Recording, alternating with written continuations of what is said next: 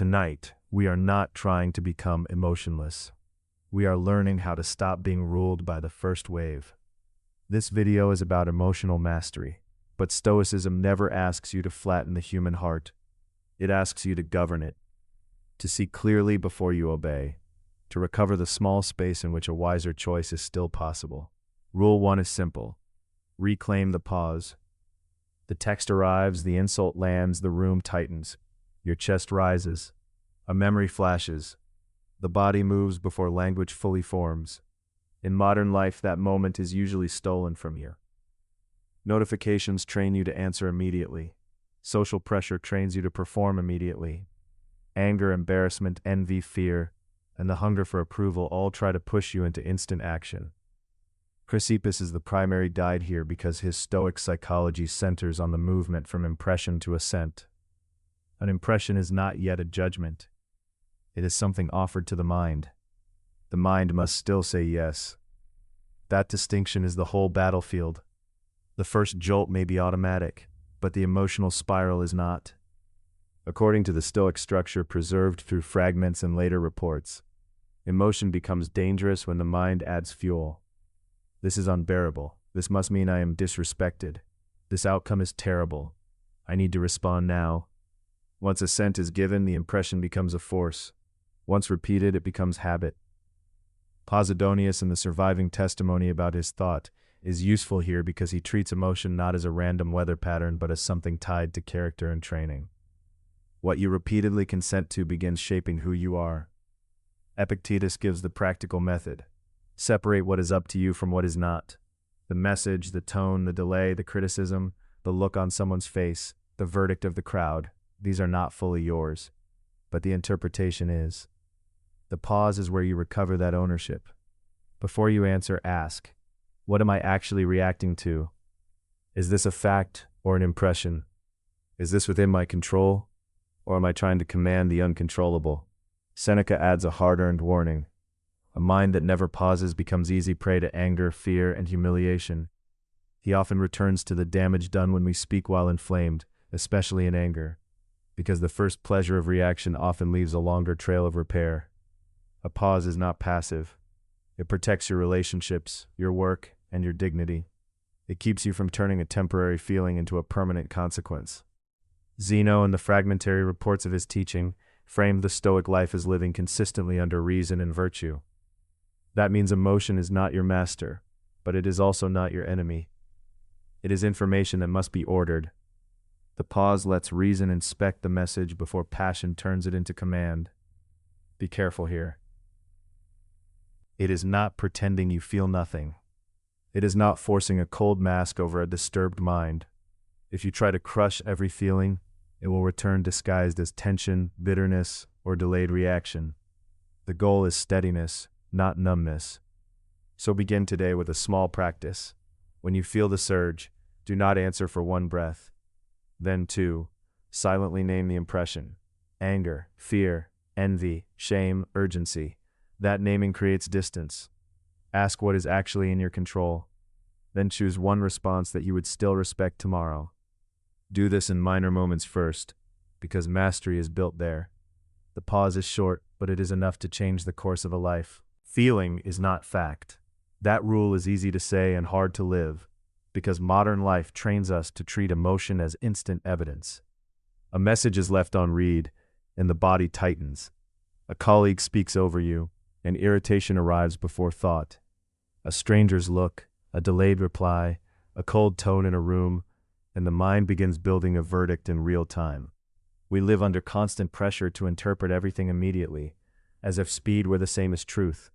Stoicism begins by slowing that process down. Chrysippus is the central guide here. In the Stoic account, an impression arrives first, a raw appearance, a first presentation to the mind. Only after that comes assent, the act of agreeing that the impression is true, dangerous, insulting, shameful, or urgent. That distinction is the hinge of emotional freedom. The first spark is not yet your conclusion. The surge in the chest is not yet a settled judgment.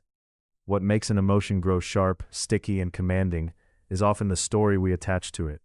Chrysippus's framework, preserved through fragments and later reports, is careful, about this sequence, because he understood that if you can interrupt ascent, you can interrupt the emotional spiral before it hardens into action.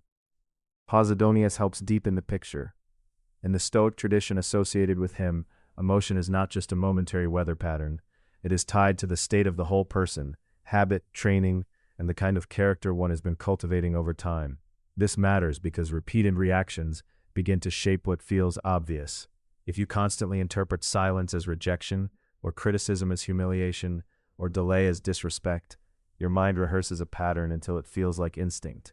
The feeling may be real, but it has been educated by repetition.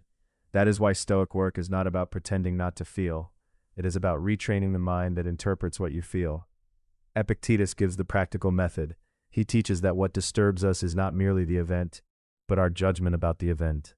That means the crucial question is not why am I feeling this, but what am I telling myself this means? When a feeling rises, name it plainly: anger, fear, shame, envy, urgency. Then separate the raw sensation from the claim it is making. You may feel embarrassed, but does that prove you have been dishonored? You may feel anxious, but does that prove disaster is near? You may feel rejected, but does that prove you are unwanted? Often the answer is no. Often the mind is moving faster than the evidence. Seneca repeatedly returns to the danger of letting emotion write the sentence before reason has read the page. His reflections on anger and fear show that the early moment matters most, because once the mind has identified itself with a feeling, it begins defending it. The angry person gathers arguments for anger. The fearful person gathers omens for fear. Emotional discipline therefore includes a kind of honesty that is almost uncomfortable. I feel this, but I am not yet entitled to declare what it means. The caution here is important. Stoicism is not emotional suppression, and it is not a command to become cold.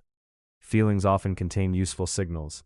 Anxiety may point to uncertainty, anger may point to a boundary that deserves attention, shame may reveal a moral failure worth correcting.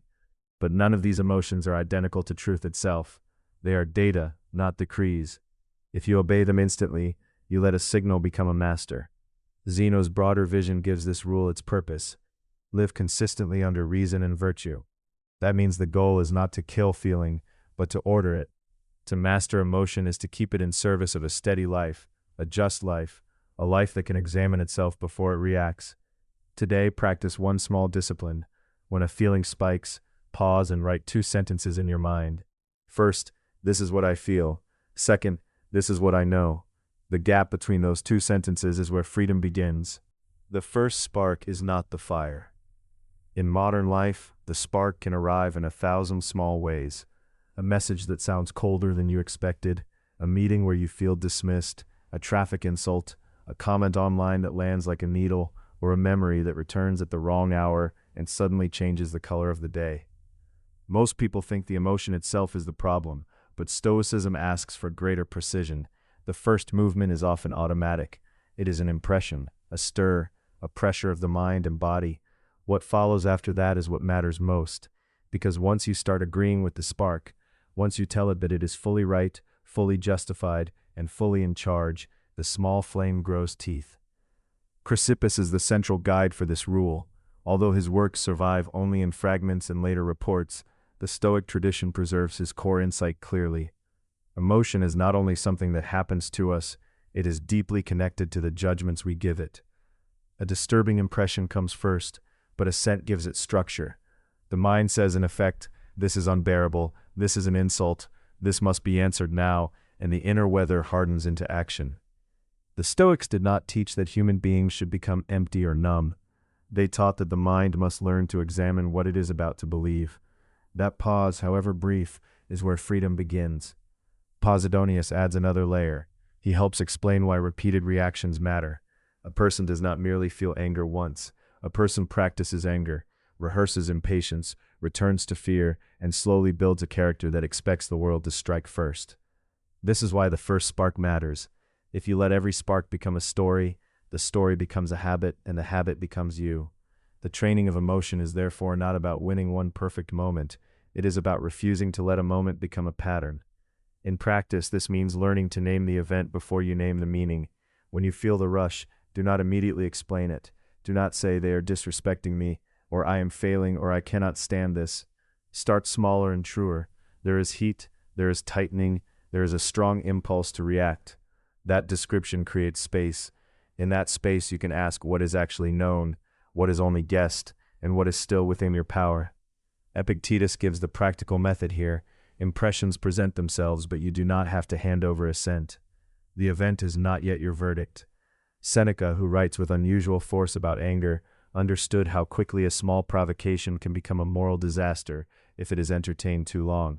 He urges delay not because delay is passive, but because delay prevents the soul from being dragged by its first explosion. The Stoic goal is not to suppress reality. It is to stop overreacting to a fragment of reality before the whole picture has been considered.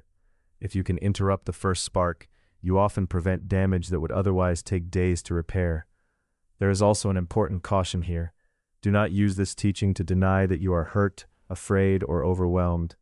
Stoicism is not a mask worn over the face of experience. It is a discipline for meeting experience honestly, without surrendering your judgment to it. The spark is real, the command is not. Confusing those two is how people become trapped in reaction. So the daily practice is simple and demanding. Catch the first heat, name it without drama, refuse to crown it as truth, and wait one breath longer before you answer. In the morning, rehearse this. In the middle of the day, use it. At night, review where the spark was handled well and where it was allowed to spread. Over time, that repeated pause becomes more than a technique. It becomes character, and character for the Stoics is where freedom lives. Epictetus keeps the blade sharp. Some things are yours, and some are not. You control your judgment, your choice, your next action. You do not control the tone of a stranger, the delay of traffic, the mood of a crowded room, or the algorithm deciding who sees your work. A lot of emotional suffering grows from trying to command what cannot be commanded. The Stoic move is to divide the field cleanly. If it is up to you, handle it. If it is not, release it. In practice, that means you stop negotiating with reality and start governing your response. That is inner freedom under pressure.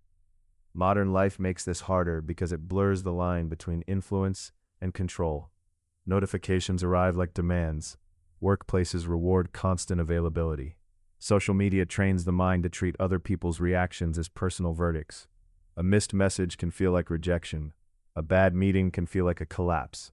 In that environment, emotion spreads fast because the mind keeps reaching outward, trying to seize what is already moving beyond its grasp. Epictetus would recognize the trap immediately. People become distressed not only by events, but by the belief that they must master events in order to be safe. The Stoic principle here is simple, but not simplistic. Chrysippus, in the broader Stoic tradition as later reported, treated emotion as bound to judgment. What we say to ourselves about an event determines whether it becomes agitation, panic, anger, or calm resolve. The first impression may arrive on its own, but assent is still a choice. That is why the control test matters so much. When a feeling rises, the question is not, how do I eliminate it instantly? The question is, what part of this is actually mine to govern? That pause restores structure. It prevents the mind from handing authority to every passing disturbance. Posidonius helps deepen the picture. His surviving ideas, known through fragments and later testimony, suggest that emotion is not just a momentary spark, but part of a larger pattern of character and habit. What you repeatedly indulge becomes easier to repeat. If you keep treating every inconvenience as an emergency, the whole person becomes trained for unrest. If you keep returning to what is within your power, the soul becomes steadier, not because life gets softer, but because your responses become more ordered. This is also where Seneca becomes practical. He repeatedly returns to the need to slow anger, examine fear, and avoid making another person's behavior the ruler of your own conduct. When someone insults you, you do not control their words. You do control whether you convert those words into retaliation. When uncertainty rises, you do not control the future. You do control whether you spend the present in useless dread. The Stoic discipline is not emotional numbness. Keep what belongs to action. Release what belongs to fate. There is an important caution here. The dichotomy of control is not a license for passivity, indifference, or denial. Some people hear it and misuse it to avoid responsibility. It is not up to me, so I will do nothing. That is not Stoicism. Zeno's early emphasis on living consistently with reason points in the opposite direction. You still act, speak, repair, and serve. You simply refuse to attach your peace to outcomes you cannot guarantee. You work faithfully, then let the result stand where it must stand. A daily practice makes this real. Before a difficult conversation, name 3 things that are up to you: your tone, your honesty, your restraint. Then name what is not: the other person's reaction, the final decision, the timing. During the day, especially when tension spikes, repeat the division internally. This part is mine, that part is not. In the evening, review where you tried to control the uncontrollable, not with shame, but with precision. Over time, this creates a calmer center, not a perfect one, a governed one. And in Stoic life, that is enough to begin becoming free. A mood can make a weak argument feel like a law. In modern life, this happens constantly. You wake up drained, and the entire day seems contaminated before it begins. You feel irritated, and a message that could have been answered calmly becomes a sharp reply. You feel unmotivated, and suddenly every task looks pointless. The danger is not that moods exist. The danger is that we treat them like verdicts. This is where Chrysippus gives the episode its structure. The Stoics distinguished between the first impression and the judgment we add to it. A mood arrives as a condition of the mind and body, but it is not yet a command. It becomes powerful when we assent to the story it whispers. That because I feel low, nothing can go well. Because I feel angry, I must strike first. Because I feel uncertain, I should postpone responsibility. Chrysippus, as later sources present him, made judgments central to emotional life. The emotion gains force when the mind says, in effect, yes, this impression deserves my full surrender. Posidonius helps deepen that view. In the fragmentary tradition, he is associated with the idea that emotion is tied not only to a passing moment, but to the shape of character and habit. A mood repeated often enough becomes a pattern of being. That means the problem is not only today's feeling, but yesterday's rehearsed response to feeling. If every discouragement leads to retreat, retreat becomes identity. If every irritation leads to attack, attack becomes habit. This is why emotional discipline cannot be a one-time decision. It has to become a trained style of life. Epictetus gives the practical method. He keeps asking what is up to us and what is not. The mood itself may not be chosen in the moment, but your response to it is still available. You can notice the heaviness without obeying it. You can recognize the spike of annoyance without making it your language. You can feel resistance and still begin. That is the crucial move, not to wait for the inner weather to change before acting, but to act in a way that teaches the mind what authority actually belongs to you. Seneca is especially useful here, because he understood how moods often dress themselves up as necessity. Anger says, I had no choice. Fear says, I was too overwhelmed. Self-pity says, nothing can be expected of me. Seneca's practical moral writing keeps returning to the fact that the first impulse is not the whole soul. You are responsible for what you nourish after the impulse appears. If you indulge it, it grows. If you examine it, it often loses its claim. This does not mean coldness. It means refusing to let temporary inward conditions govern conduct, relationships, and dignity. Zeno, the founder of the school, frames the whole matter in a larger way. Live according to reason and virtue, not according to momentary disturbance. The goal is not to become unfeeling. The goal is to become ordered. Feelings still arise, but they are not enthroned. They are received, tested, and directed toward what is good. Practically, this rule begins with one simple discipline. When the mood speaks, do not answer immediately. Stand up, breathe once or twice, name the feeling without exaggerating it. Then do one small rational act before you do the emotional one. Open the document, wash the cup, send the honest reply, make the bed, start the work. The caution is important. Stoicism is not a command to suppress every feeling or pretend pain is not real. A mood can signal fatigue, grief, or overload, and wisdom respects signals, but signals are not sovereigns. If the signal says rest, rest deliberately. If it says you are hurt, respond with clarity. Do not let it become a tyrant simply because it arrived first. The daily practice is to prove in small moments that mood is not master.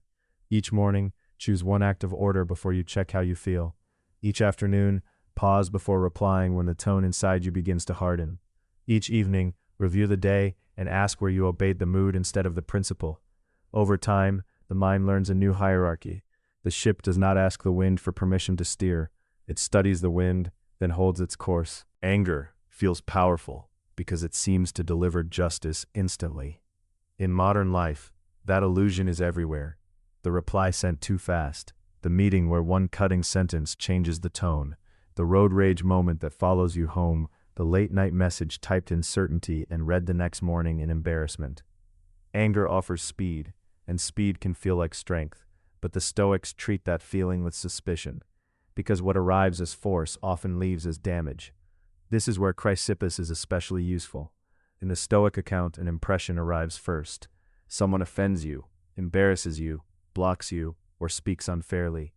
That first shock is not yet the final act of your character.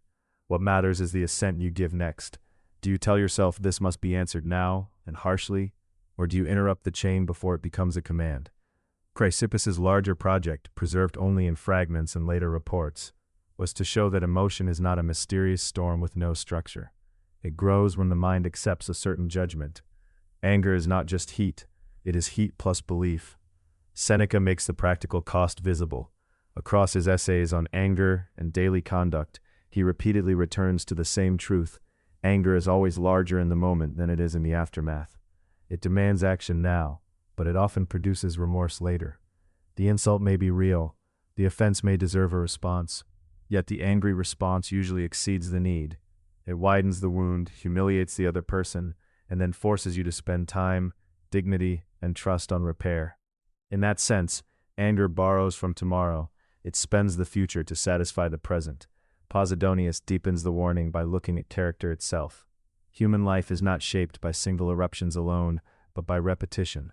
If every small irritation is answered with snapping, the soul learns that pattern. If every slight becomes a performance of dominance, the heart starts to require that performance. What begins as a moment becomes a style of being. This is why emotional discipline is never just about one conversation. It is about the person you are training yourself to become. Epictetus gives the practical hinge. What is up to you is not the insult, the delay, the rude tone, or the public embarrassment. What is up to you is the interpretation you attach to it and the response you choose. That does not mean becoming passive. It means reclaiming freedom before reaction hardens into habit. You can still correct, set boundaries, and speak firmly, but you do it after you have recovered command of your own mind. A useful caution: Stoic anger management is not suppression. It is not pretending that injustice feels pleasant, or that you should become numb in the face of serious wrong. Stoicism asks for proportion, not vacancy. If anger is carrying useful information, receive the information and then test the judgment. Ask whether this moment requires justice, protection, or simply endurance. If a response is needed, let it be measured, not contaminated by the fantasy of punishment. The daily practice is simple and severe. When anger rises, do not answer immediately. Name the impression. Separate injury from interpretation. Count the likely cost of speaking in this mood. If the matter matters, return to it after the pulse slows. If it does not, let it pass. And each evening, review one moment where anger tried to lead you. Ask, what did I believe in that instant? And what did that belief almost make me do? That reflection is how self-command is trained, not by wishing for calm, but by rehearsing restraint until restraint becomes a habit. Envy is not just a petty mood. It is a signal that something in the world has struck a hidden nerve in your judgment. A colleague is praised, a friend accelerates, a sibling seems to be living with more ease. And suddenly the mind tightens. The first reaction is often embarrassment. Why am I reacting like this? But Stoicism does not begin by shaming the feeling. It begins by examining what the feeling is telling you. Envy reveals the standard you have been carrying, sometimes so quietly that you did not even know it was there. Chrysippus is the crucial guide here. In the Stoic view, the first impression is only the beginning. What matters most is the assent that follows, the judgment that says, in effect, their gain diminishes me, or their life proves mine is behind. That second step is where envy hardens. The event itself is not the wound. The interpretation is. If you can see that clearly, envy becomes less like a verdict and more like evidence. It shows you what outcome you have been treating as proof of worth. Posidonius adds another layer. Human beings are not moved only by isolated thoughts. We are shaped by habits, repeated attention, and the kind of life we train into ourselves. If you spend hours comparing your chapter to someone else's highlight reel, The mind learns a permanent posture of lack. If you repeatedly measure yourself by visibility, praise, speed, or status, then envy will keep returning because the habit is being reinforced. From this angle, envy is not random. It is often the symptom of a trained desire. The practical Stoic response is not to deny ambition or pretend not to care. It is to ask a harder question. What exactly am I using as my ruler? If another person's success makes you feel small, perhaps you have been measuring your life by recognition instead of character, by applause instead of excellence, by speed instead of steadiness.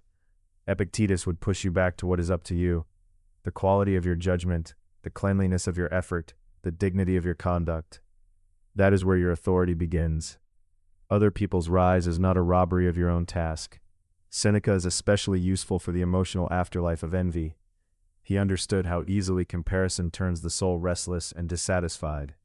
The danger is not only bitterness, it is the slow erosion of gratitude, friendship, and focus. Envy makes the present feel insufficient, because it forces your attention onto a life you do not inhabit.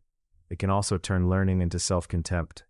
Instead of studying someone else's strength and using it as instruction, you use it as an accusation against yourself. That is a costly mistake. The caution is simple. Do not mistake envy for insight. Sometimes it does point to a real aspiration, but it can also lie to you about the meaning of another person's success. Their gain does not automatically mean your failure. Their pace does not define your duty. Their visibility does not measure your value. If you treat envy as a command, it will push you toward imitation, resentment, and panic.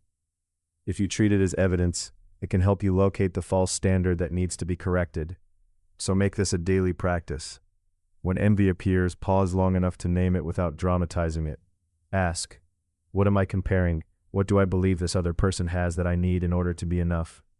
Then redirect the energy into your own work. Define one disciplined action for the day that belongs entirely to you. Finish the task, study the craft, keep the promise, improve the character. In Stoic terms, the torch does not leave your hand. Turn it inward, and let it illuminate the standard you actually want to live by. Stop begging for approval. That is the rule. And it matters because modern life makes approval feel like oxygen.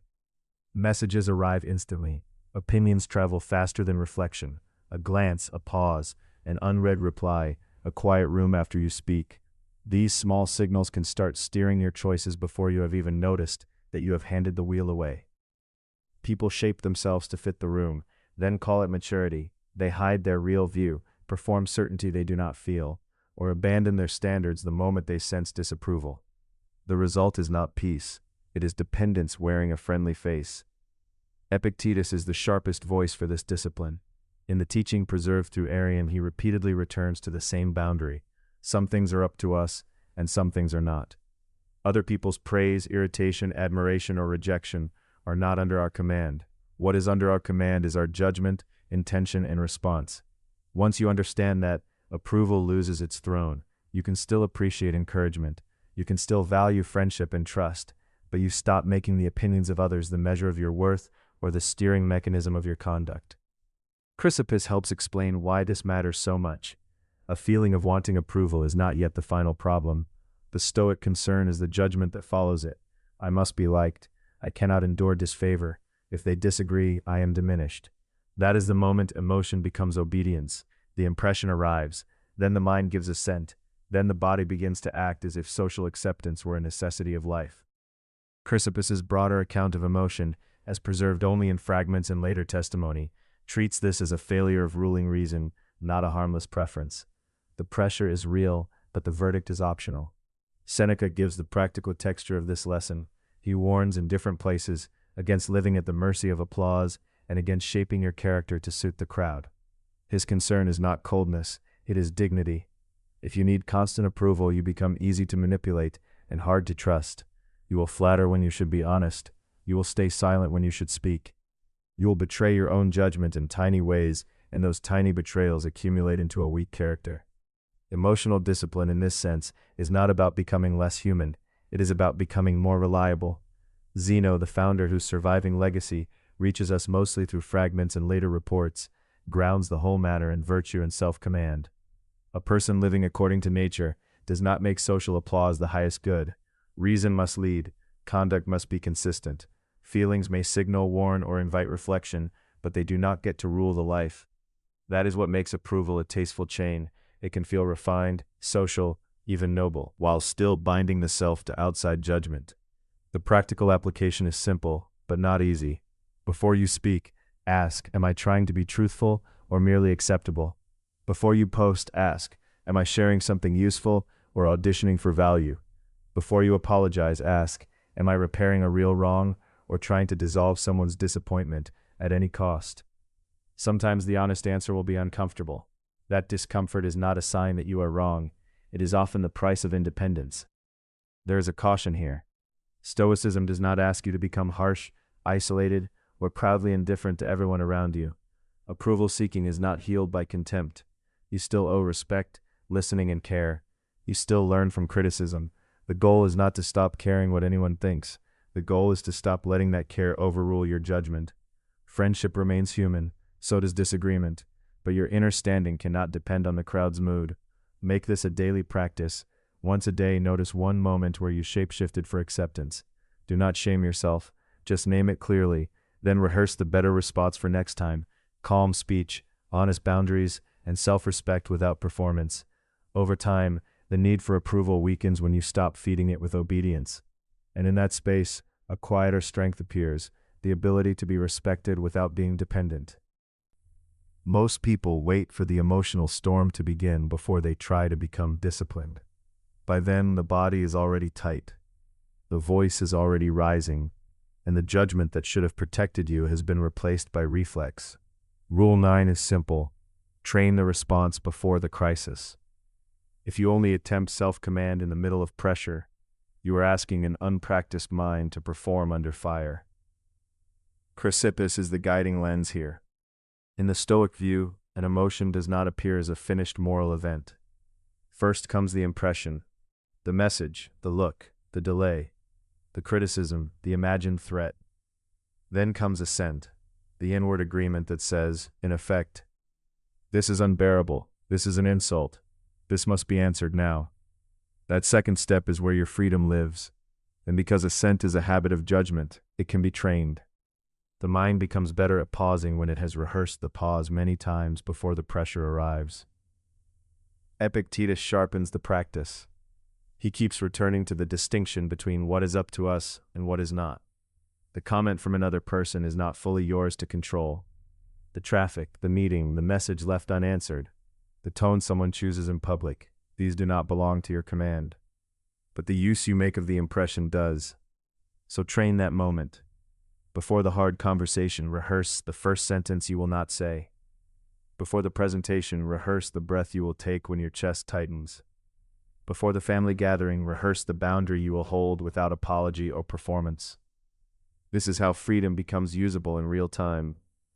Seneca adds the practical edge. He knew that anger, fear, and shame are made worse when the mind is caught off guard. He also knew that a person who reflects after the fact can still turn a failure into instruction. So the training is not about pretending you will never be shaken. It is about making your return faster. You practice now so that later, when the emotional surge comes, you have a path back to yourself. A slower answer, a shorter reply, a walk before the text, a silence before the defense. These are small rehearsals, but they prevent large damage. Posidonius helps explain why this matters so much. Emotional patterns are not isolated flashes. They are tied to character, habit, and the formation of the whole person. What you repeat becomes familiar, and what becomes familiar begins to feel natural, even when it is not wise. That is why the same person can keep reacting with the same bitterness, the same need for approval, the same defensive posture, as if the reaction were destiny. Stoic training interrupts that drift early, before it hardens into identity. Zeno's tradition frames the larger purpose: live in a way that is governed by reason and virtue, not by whatever feeling happens to arrive, empty or inhuman. It means refusing to let emotion rule the household of the soul. Feelings can inform you, they can warn you, they can reveal where your values are exposed, but they do not get to issue orders by default. The caution here is important. Preparation is not suppression. You are not building a mask and calling it strength. You are not denying fear, grief, or anger as if they were shameful impurities. The Stoic task is cleaner and harder. See the emotion clearly, test the judgment beneath it, and decide what deserves your assent. Sometimes the right response will still include feeling. Sometimes it will include grief, firmness, or even anger shaped into justice. The goal is not numbness, the goal is command. So make this part of your day. Rehearse one difficult conversation in advance. Write a one-line boundary before the moment you need it. Practice a 3-breath pause before opening messages or entering a meeting. Review one reaction at night and ask where assent happened too quickly. Over time, these small drills build a deeper reflex. And when the crisis comes, you will not be inventing strength on the spot. You will be drawing on what you already trained in quiet. Do not argue with reality. This rule matters because so much modern suffering is not caused only by the event itself, but by the extra battle we wage against it. The delayed flight, the missed opportunity, the harsh email, the changing plan, the relationship that did not unfold as hoped. In the middle of pressure, the mind often tries to rewrite the world before it has even understood it. We replay what should have happened as if enough mental resistance could force the past to become different. But reality does not negotiate. The event is already standing there. Your reaction is the only part still open to discipline. Chrysippus is the best guide here because his Stoic psychology places great weight on judgment and assent. An impression arrives first. Something seems bad, insulting, unfair, or dangerous, but the impression is not yet the whole of the matter. The Stoic move is to examine it before giving it full assent. That small interval is where freedom lives. If you instantly agree with the story your anger or fear is telling, you multiply the pain. If you pause and test the impression, you recover a little space between the world and your reaction. For Chrysippus, that space is not emptiness, it is the seat of reason. Epictetus later turns this into something you can use in real time. His teaching, preserved by Arrian, repeatedly returns to what is up to us and what is not. The event itself may be outside your control. The weather, the crowd, the delay, the tone of another person, even the fact of a loss. But your judgment about the event belongs to you, at least enough to inspect it. So when life hits hard, do not ask first, how do I force this to disappear? Ask, what part of this is mine to govern? That question does not make you passive, it makes you precise. Seneca gives this principle its human edge. He knew that people do not merely resist facts, they resist humiliation, disappointment, and the collapse of expectation. In his reflections on anger and adversity, he keeps returning to the danger of being ruled by the refusal to accept what is already here. If you need reality to apologize before you can act wisely, you will remain trapped. But if you can see the fact clearly, without decorating it or denying it, then dignity becomes possible again. You may still feel the sting. Stoicism does not demand that you pretend otherwise. It asks only that pain should not become a commander. Posidonius, as later testimony suggests, would have pushed us to see that these reactions do not appear in isolation. Repeated refusal, repeated outrage, repeated self-pity, repeated resistance to facts, they become character. Habit shapes the emotional life. The person who constantly argues with reality trains the soul to stay tense, reactive, and divided.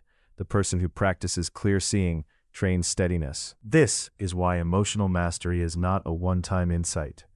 It is the construction of a durable inner pattern. Zeno's broader Stoic vision fits here too. Live according to reason, not illusion. That does not mean becoming cold. It means letting the mind take its proper place. Feelings can inform you. They can signal loss, danger, attachment, or need, but they do not get to issue the final verdict. The verdict comes from reason asking what is true, what is mine to do, and what kind of person I choose to be in this moment. The practical application is simple but not easy. When reality lands badly, stop narrating the protest. Say plainly, this happened. Then identify the next action that is still available. Make the call. Adjust the schedule. Apologize if needed. End the argument. Continue the work. The sooner you stop wrestling the unchangeable, the sooner your energy returns to useful hands. But there is a caution. Acceptance is not resignation, and it is not moral approval. To accept a fact is not to call it good. It is to tell the truth about it so that your response can be worthy. Some people mistake Stoic acceptance for passivity and use it to avoid difficult action. That is not discipline. That is surrender dressed as philosophy. Practice this daily. When a plan breaks, when traffic slows, when a person disappoints you, pause before the complaint, name the fact without exaggeration. Then ask what remains under your command. If you can do this often enough, reality stops feeling like an enemy to defeat and starts becoming the field on which character is trained. Shame after an emotional mistake can either refine you or trap you. In modern life, that mistake often arrives in a flash. You send the message too fast, speak sharply in front of others, freeze under scrutiny, or realize too late that you reacted from pride instead of judgment. Then the mind starts its second attack. It does not merely say, "That was wrong," it says, "You are wrong." And once shame turns into identity, it begins to corrode your next decision before the day is even over. This is where Stoic discipline becomes practical. Chrysippus, in the fragments and later reports that preserve his thought, treated emotion as something that grows from judgment, not from raw sensation alone. A mistake is not just an event, it becomes a story you tell yourself about what the event means. If you decide that one lapse proves you are weak, careless, or unworthy, shame hardens into a fresh disturbance. But if you examine the judgment underneath the feeling, shame can become a signal of moral awareness rather than a sentence. Epictetus gives the clearest method for this moment. Separate what is up to you from what is not. The past action is no longer in your hands. The reaction of others may not be either. What remains yours is your present judgment, your willingness to learn, and your next choice. That is why Stoic repair is never dramatic in the theatrical sense. It is simple, exact, and immediate. You tell the truth about what happened. You do not excuse it, but you also do not inflate it into catastrophe. Seneca adds the human side of the teaching. In his reflections on anger, grief, and error, he repeatedly returns to the idea that a mistake should be corrected, not worshipped. He understands how people punish themselves with endless inner trial after a lapse. But self-punishment rarely restores character. Clear review does. If you hurt someone, apologize without making the apology about your pain. If you were impatient, identify the pressure that shortened your temper. If you acted for approval, name the fear that guided you. Then make the correction concrete. The goal is not to feel bad longer. The goal is to become better. Posidonius helps explain why this matters beyond a single incident. In the Stoic account preserved through fragments and testimony, emotional habits are tied to the formation of the whole person. Repeated shame without correction does not purify character. It weakens it. Repeated correction, by contrast, trains steadiness. Over time, the mind learns that an error is data, not destiny. Zeno's broader Stoic vision supports this as well. A life governed by reason does not deny feeling, but orders it under virtue, so that emotion serves conduct instead of ruling it. There is one caution here.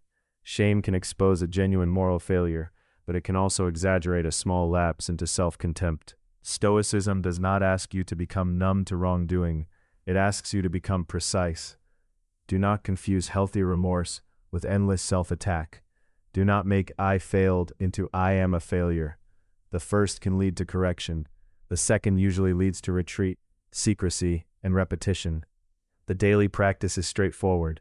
At the end of the day, review one moment where shame or embarrassment arose. Write down the event, the judgment you made in the moment, and the correction you should carry forward. If repair is needed, do it promptly. If no repair is possible, transform the lesson into a rule for next time. In this way, shame becomes gold in the crack, not hidden, not denied, but worked into strength. The wound remains visible, yet it no longer owns you. Fear becomes enormous when it is allowed to remain vague. In modern life, it rarely arrives as a single clean warning.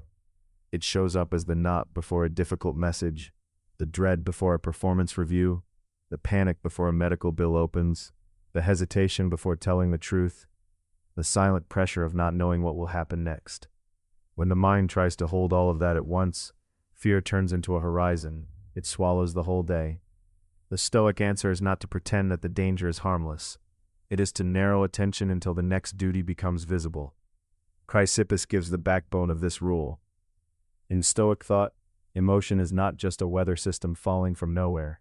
It is shaped by judgment, by the mind's consent to a certain impression. Fear grows when the impression is accepted as a command. This will ruin me. I cannot bear this. I must avoid this at all costs. Once that judgment is signed, the body follows. But if the judgment is examined, the emotional force can be redirected. The event is still there. The uncertainty is still there, yet the soul is no longer surrendering to a picture of total collapse. Epictetus sharpens the practical method. He constantly returns to the distinction between what is up to us and what is not.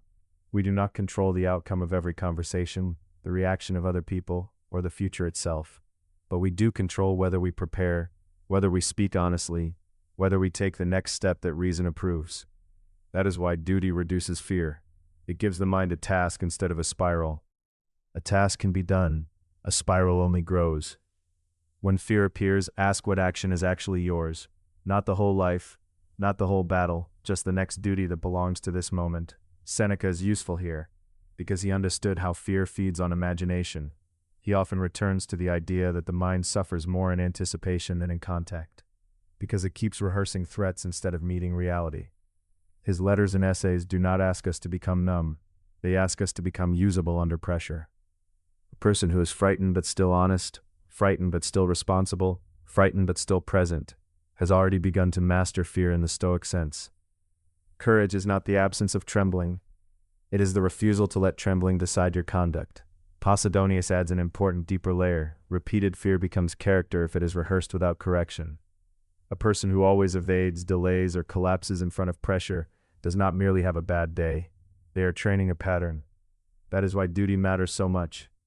Each time you act while afraid, you are not only solving a problem, you are reshaping the habits that future fear will inherit. The emotional life is not fixed by one dramatic insight. It is formed by repeated responses. Stoicism is not telling you to bulldoze every fear or to call every hesitation weakness. Some fears are signals of real risk, and wise duty listens before it moves. The point is not reckless courage. The point is disciplined courage. Slow down enough to distinguish danger from exaggeration, and then move according to reason rather than panic. Fear can inform you, but it should not govern you. Zeno's early moral vision fits the same pattern. Live in a way that remains consistent with reason and virtue.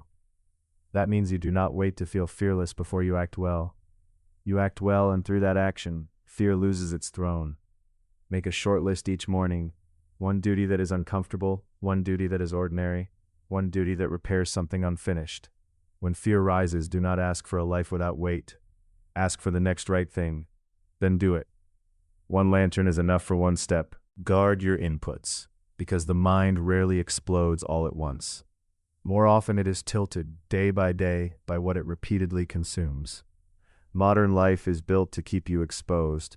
The endless feed, the outrage cycle, the constant comparison, the trivial scandal dressed up as urgency. You are asked to absorb other people's panic, envy, and anger before you have even finished your morning. Then you wonder why your own emotions feel louder, faster, and harder to govern. Stoic training begins earlier than the crisis. It begins at the threshold. Chrysippus is the primary lens here, because the Stoics treated emotional life as inseparable from judgment. An impression enters. The mind receives it. Then comes assent, the inward agreement that says, in effect, this is terrible, this is humiliating, this must be answered now. If you keep flooding your attention with chaotic impressions, you make assent easier to hijack. The point is not that every image or message harms you equally. The point is that the repeated pattern of exposure trains the speed and style of your judgments. What you look at often becomes what you react to quickly. Posidonius helps deepen that idea. In the fragments and later testimony that preserve his thought, he is often connected with the view that emotion is not just a flash of feeling, but part of character formation. Habits settle into the person, repetition matters. This is why a mind fed on agitation can begin to crave agitation, and why a person who constantly rehearses resentment may start to feel morally entitled to it. Guarding inputs is not a dramatic gesture. It is an act of character design. You are deciding what kind of emotional climate you will repeatedly inhabit. Epictetus sharpens the practice.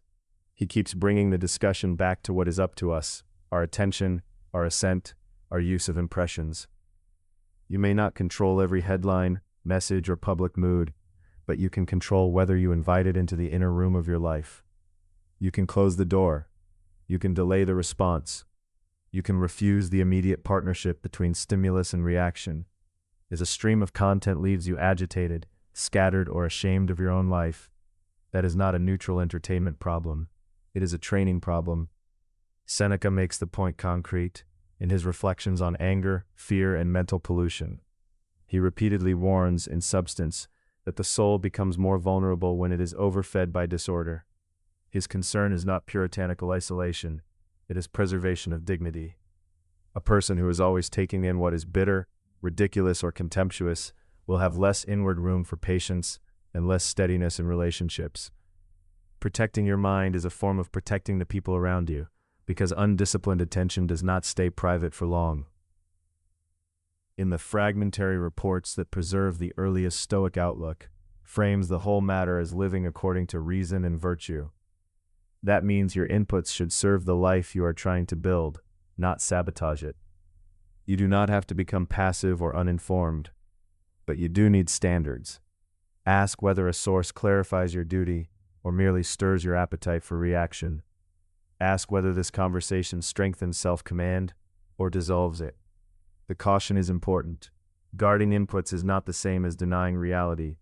Stoicism does not ask you to live in ignorance, numbness, or artificial purity. It asks for discrimination. There is a difference between informed attention and emotional contamination. There is a difference between learning what matters and letting everything matter equally. A simple daily practice can make this real. In the morning, choose the first things your mind will meet. In the evening, create a boundary before sleep.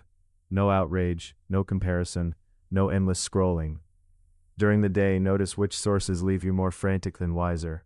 Then reduce them. Replace them with silence, reading, a walk, or a few minutes of unbroken thought. The Stoic goal is not to build a fragile mind, it is to build a governed one.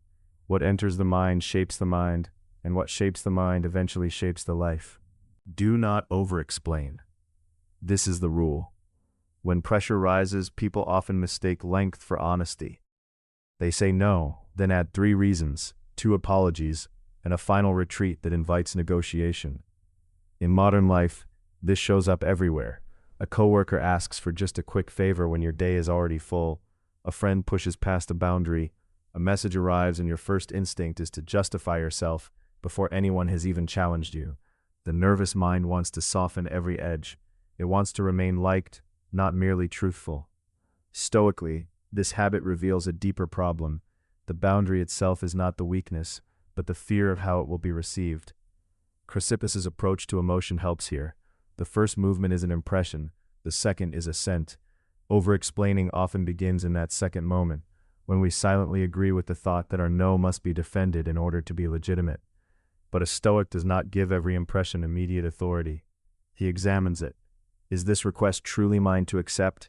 Is my duty to please, or to judge well? Once the answer is clear, the speech can be brief.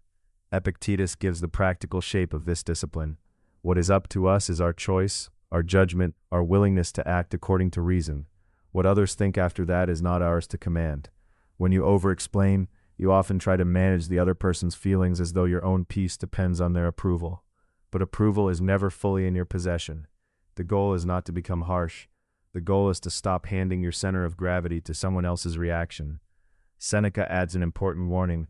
Politeness can become a mask for fear. He repeatedly returns to the damage done by emotional dependence, especially when a person cannot bear to be misunderstood, disliked, or refused. In such a state, speech becomes inflated. You do not speak to communicate, you speak to secure your image. That is why a concise refusal is often more dignified than a beautiful ecology that secretly asks permission to have boundaries. There is also a moral point from Zeno's early vision of Stoic life. Live consistently under reason and virtue. A clear no is not an act of coldness. It is a form of self-command that protects your ability to meet your real obligations. If you spend your strength explaining what should have been simple, you may eventually have less strength left for the people and duties that truly matter. The caution is this: brevity must not become contempt. A Stoic is not rude, evasive, or theatrical about restraint. He does not weaponize silence to dominate others. He simply refuses to turn every boundary into a performance. Sometimes a short answer, given calmly and without apology, is the most respectful response available. Practice this daily in small moments. Before you answer, pause, identify the request, the boundary, and make your choice, and the temptation to over-justify. Then say the truth once, cleanly. I can't. That doesn't work for me. I'm not available. No extra courtroom, no long defense. Review afterward whether your discomfort came from wrongdoing or from the ordinary pain of disappointing someone. Over time, this trains the nervous system to understand that a clear no does not require a speech. Emotion does not live only in thought. It lives in posture, breath, pace, jaw tension, and the speed of your movements.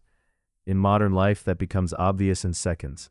A harsh email arrives, your shoulders rise, your hands move faster, your breathing shortens, and before you have fully named what you feel, your body has already started to prepare a reaction. The mind is often not leading at that point. It is following a body that has been pushed into urgency. This is where Stoic discipline becomes practical rather than abstract. Chrysippus treated emotion as something that grows out of impressions and the judgments we allow to follow them. But those judgments are not formed in a vacuum. The whole person is involved. Posidonius, as later sources present him, helps Stoicism think about character as a pattern shaped over time, where repeated responses train the soul toward either steadiness or disorder. If your body repeatedly rehearses speed, tension, and collapse, it becomes easier for the mind to assent to panic. If your body learns calm motions under strain, it gives reason more room to govern. Epictetus gives the method in his own practical way. Do not hand immediate authority to the impression. Separate the event from the verdict. A racing body often narrows that gap, while a slowed body widens it. That is why a deliberate exhale matters. That is why you lower your voice before answering. That is why you stop moving long enough to feel your feet. You're not pretending the problem is small. You're refusing to let the nervous rush of the moment write your character for you. Seneca, who often returned to anger and the danger of emotional haste, understood that the first movement can be met, redirected, and softened before it becomes action. The early motion is real. It is also governable. Practically, this rule means building a physical brake for emotional escalation. When you notice heat rising, do not argue with the emotion first. Slow your hands, release your tongue from the next sentence, drop your shoulders, breathe in normally, then let the exhale lengthen until the body begins to register safety and control. If you are standing, plant your weight evenly. If you are seated, sit back instead of leaning forward into the fire.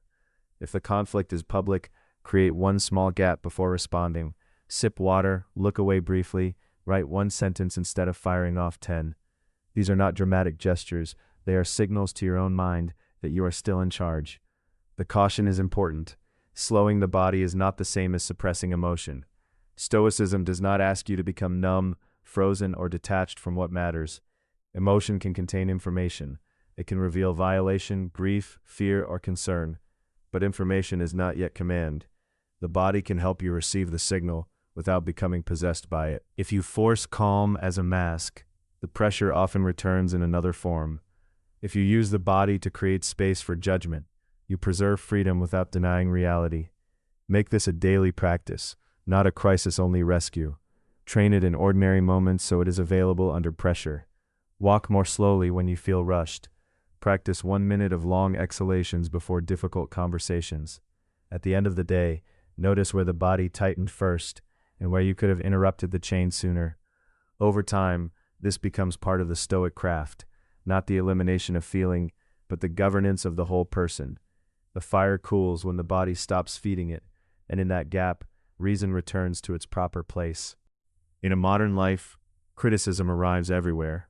It comes through a meeting room remark, a text message with too few words, a public reply, a performance review, a family comment that lands harder than it should. Often the body reacts before the mind has a chance to inspect anything. The chest tightens, the face heats, the inner voice rushes to defend, explain, counterattack, or disappear. Stoicism does not ask you to enjoy criticism. It asks you not to let the first sting become your final judgment. This is where Chrysippus is the clearest guide. For him, emotional disturbance grows when we grant assent too quickly to an impression. A comment is not yet a verdict on your worth. It is only an impression until you decide what it means. The discipline is simple in outline, but demanding in practice. Pause, examine, and separate content from tone. A statement can be crude and still contain a useful correction. It can also be polished and still be false. The wise response is not automatic agreement and not automatic resistance. It is testing. Epictetus sharpens that method in practical terms. What is up to you is your judgment, your response, your choice to stay principled. What is not up to you is whether others speak fairly, whether they misunderstand you, or whether they approve of you after you answer. Once that boundary is clear, criticism loses some of its power. You can listen without surrendering yourself. You can let a hard sentence pass through inspection without letting it become identity. Inner freedom is not the refusal to be corrected. It is the refusal to be owned by the correction. Seneca adds another layer. Criticism becomes dangerous when pride turns it into a public drama. He repeatedly warns against being ruled by anger, vanity, and the need to look unshaken. If a rebuke is just, accept it without self-pity. If it is unfair, do not poison yourself trying to defeat every insult. The mature person protects reputation by conduct, not by frantic self-justification. There is a dignity in answering briefly, accurately, and without heat. Sometimes the best response is a calm acknowledgement. Sometimes it is a firm refusal. Sometimes it is silence, followed by improvement. Posidonius helps explain why this matters beyond a single moment. Repeated reactions shape character. If every correction becomes a threat, the soul learns fragility. If every challenge becomes a battle, the mind hardens into suspicion. But if you practice receiving feedback with steadiness, you train the whole person to be less ruled by vanity and less dependent on applause. This is emotional mastery as formation, not performance. Over time, your character becomes more resistant to insult and more receptive to truth. There is a caution here. Stoic discipline is not emotional numbness, and it is not permission to tolerate abuse. Some criticism is manipulative, careless, or meant to dominate. Wisdom does not require you to absorb every blow as if all speech were guidance. It requires discernment. Test the claim, not the ego. Keep what is true, reject what is petty, and if the exchange has turned poisonous, leave it without guilt. The daily practice is straightforward. When criticism lands, do not reply immediately. Take one breath. Ask 3 questions. What exactly was said? Is there truth in it? What response best preserves virtue? Then answer only as much as is needed. No theatrical defense, no collapse, no needless escalation. In that small interval between the remark and your reply, Stoic freedom becomes visible. You remain the author of your conduct. Listen, test, keep moving. In a world that rewards urgency, intensity is often mistaken for insight. A notification flashes, a message lands badly, a headline pounds the senses, and the body responds before the mind has even formed a question. We begin to treat the loudest feeling as the truest one, but Stoicism refuses that mistake. It teaches that a powerful impression is not yet a verdict. What arrives first is pressure, not proof. What rises fastest is often the least examined. Chrysippus is the central guide here. In the Stoic view, the mind receives impressions, and then it either gives assent or withholds it. That moment matters. Emotion does not begin as a fully formed command from reality. It grows when the soul agrees with an impression and starts building a story around it. A sudden fear may present the future as ruined. A sudden insult may present revenge as necessary. A sudden shame may present the self as permanently diminished. Chrysippus's great contribution, preserved through fragments and later reports, is the rigorous structure of this process. The impression comes first, but judgment completes the chain. If you can interrupt the chain, you protect your freedom. Posidonius helps deepen the picture. He treats emotion not as a single spark isolated from the person, but as something tied to character, habit, and the condition of the whole self. This means a volatile reaction is not only about this one moment. It may also reflect what has been repeatedly rehearsed in private, the stories you tell yourself, the fears you feed, the pride you defend, the resentments you revisit. Intensity is not always truth. Sometimes it is repetition. What feels overwhelming may simply be well-trained. This is why Stoic discipline does not ask you to become numb. It asks you to become discerning. Epictetus, in the recorded teachings attributed to him, keeps returning to the same practical split. Some things are up to us, and many are not. Your first impulse is not fully under command, but your assent is. So when emotion surges, do not immediately obey it. Ask what part of this belongs to reality, what part belongs to interpretation, and what part belongs to old habit. A useful question is simple. What do I actually know right now? Not what do I fear, not what do I imagine, but what do I know? Seneca gives this principle its human cost and moral weight. He understood how quickly anger can borrow the language of justice, how fear can dress itself as prudence, and how grief can tempt us into believing pain must be made visible to be real. His reflections on the emotions are especially useful because they do not pretend we are machines. They show that the problem is not having feelings. The problem is letting feeling dictate conduct before reason has been allowed to speak. To be governed by emotion is not strength, it is surrender. There is a caution here. Stoicism does not tell you to distrust every feeling as if your inner life were an enemy. Emotion can carry information. It can signal danger, attachment, fatigue, loss, or need. But information is not instruction. A signal deserves examination. It does not deserve instant obedience. That distinction prevents both suppression and chaos. You do not crush the feeling. You test the claim. So the daily practice is to slow the moment between impact and response. When the feeling rises, name it plainly: fear, anger, envy, shame, craving, approval-seeking. Then separate the sensation from the conclusion it wants to force. Stand in that pause long enough to ask whether the intensity is producing clarity or merely noise. Over time, this becomes a kind of inner training. The mind learns that loud does not mean true, and urgency does not mean wise.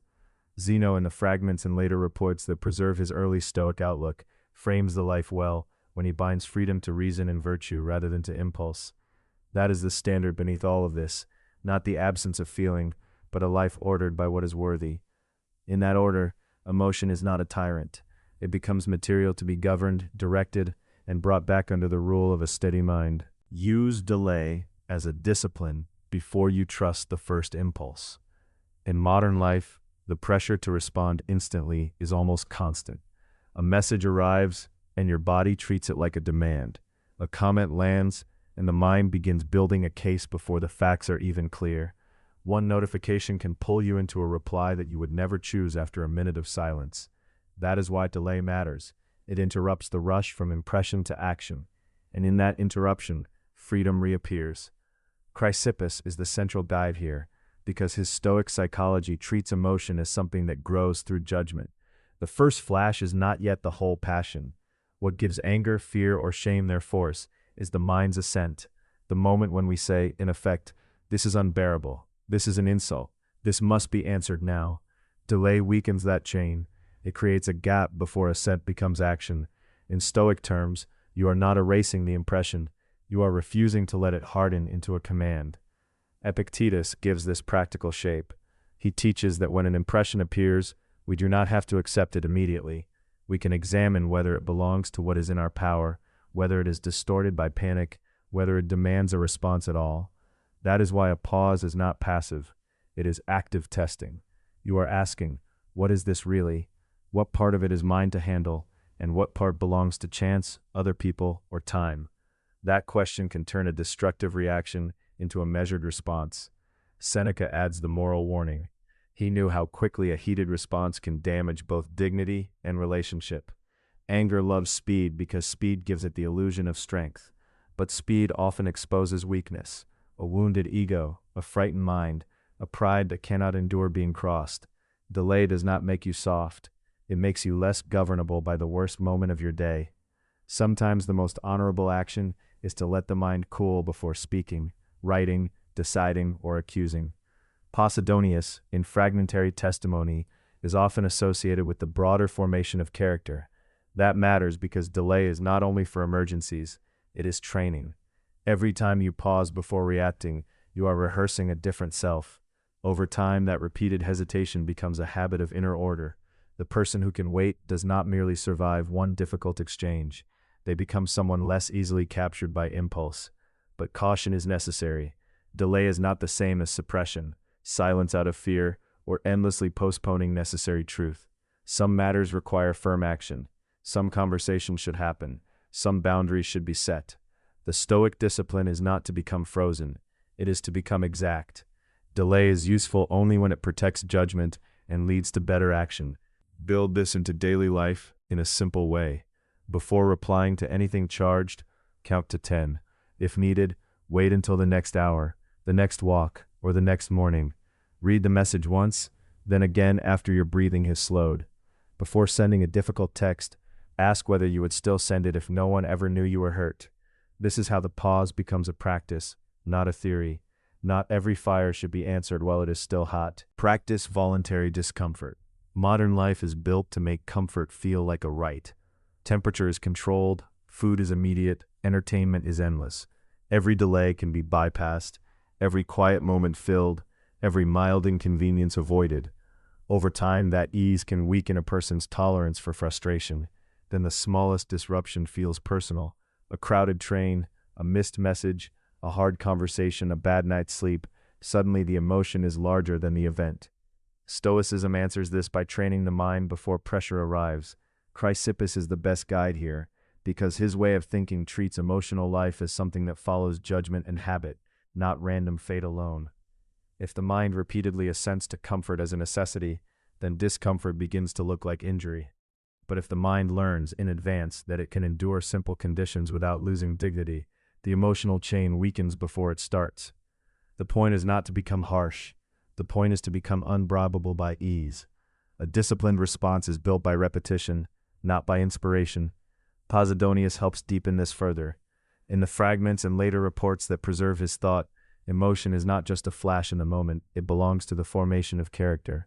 What you regularly choose, tolerate, and rehearse shapes the whole person. That means voluntary discomfort is not a stunt, it is character training. A colder shower, a simpler meal, a walk without music, a day without checking for approval. These are small ways of telling the mind that it does not need perfect conditions to remain composed. You are teaching yourself that comfort is optional, but integrity is not. Epictetus gives the practical method. He would push you to separate what is up to you from what is not, and to notice the first internal response before it becomes a command. If your mood demands instant pleasure, pause. If your body wants to flee effort, pause. If your mind starts narrating inconvenience as catastrophe, pause again. The exercise is simple. Choose the hard thing on purpose, but choose it in measured doses, not as self-harm, not as performance, but as a rehearsal of freedom. You are proving to yourself that externals can be reduced without reducing your character. Seneca adds an important caution. Voluntary discomfort is useful only when it serves virtue. It should not become vanity, bitterness, or a contest to prove toughness. Stoic discipline is not a hatred of pleasure, it is resistance to dependency. If you choose simplicity, you should become more patient, more grateful, and more available to duty. If your practice makes you arrogant, it has already failed, and if you use hardship to avoid ordinary human life, you have misunderstood the teaching completely.